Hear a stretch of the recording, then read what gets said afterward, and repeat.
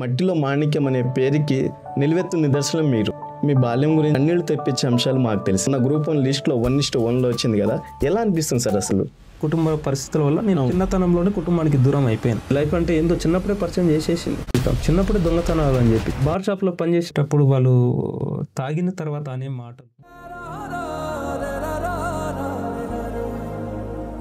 తాగిన గ్లాసులో అన్నీ ఈ చేతితోనే కడగడం జరిగింది. తాగిన తర్వాత 2 ముక్కలు మిగిలిచిపోయింటే బాగుండు. దానిలో మిగిలిచిన తర్వాత కూడా తిన్నవి.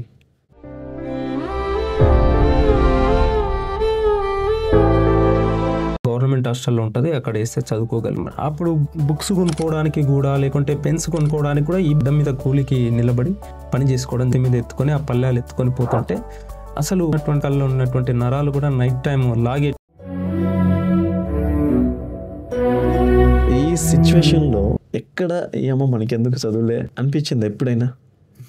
మా అమ్మ మెంటల్గా లేక ఊర్లో పూట తిరుగుతుండే. ఇంకా సింపుల్గా చెప్పాలంటే నాకు రొట్టె ఇయ్యండి, నాకు ఇంత అన్నం పెట్టండి, నాకు కొన్ని నీళ్ళు పోయండి.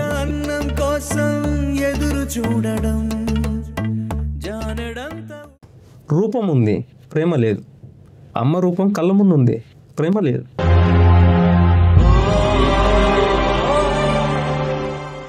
ఏడ్చారా అండి అప్పుడు? ఎందుకు ఏడవలేదండి? ఎందుకు ఏడవలేదు? ఏడ్చారా? ఖచ్చితంగా.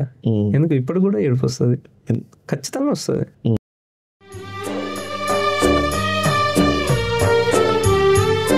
సో దానిలో భాగంగానే చదువుకి ప్రాధాన్యత ఇచ్చి చదువుకోవడం స్టార్ట్ చేసి సంవత్సరం లోపల జూనియర్ పంచాయత్ సెక్రటరీగా డిస్ట్రిక్ట్ ర్యాంక్కి రావడం జరిగింది. రిజైన్ చేసి జూనియర్ పంచాయత్ సెక్రటరీ రిజైన్ చేసి ఫారెస్ట్ బీట్ ఆఫీసర్కి వెళ్ళడం జరిగింది. దొంగతనం చేశారు, అదే దొంగ ఈ రోజు ఖజానా.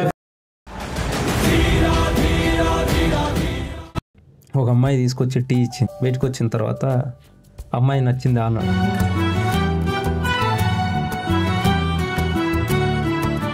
కాంపిటేటివ్ ఎగ్జామ్లో సక్సెస్ రేట్ చూసుకుంటే సక్సెస్ రేట్ కంటే ఫెయిల్యూర్ రేట్ ఎక్కువ ఉంటుంది. ఈ సక్సెస్ రేట్లో మనం ఉండాలంటే ఎలాంటి స్ట్రాటజీని ఫాలో అయితే బాగుంటుంది?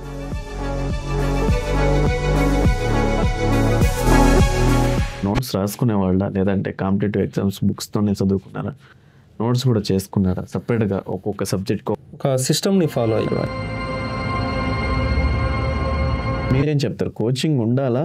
కోచింగ్ లేకుండా కూడా జాబ్ కొట్టవచ్చా?